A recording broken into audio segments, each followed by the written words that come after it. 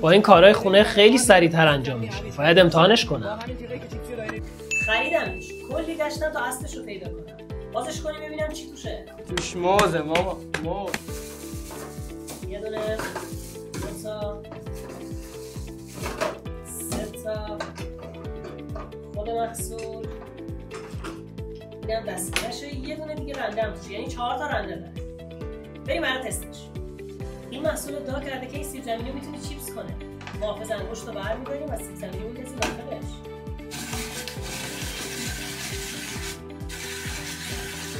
چیپس کرد.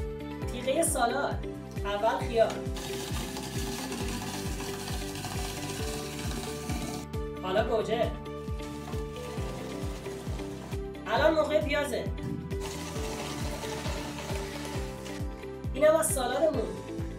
به نظرم محصول خوبیه نسبت به قیمتش. منو فالو کن که گول تبلیغاتو نخوری.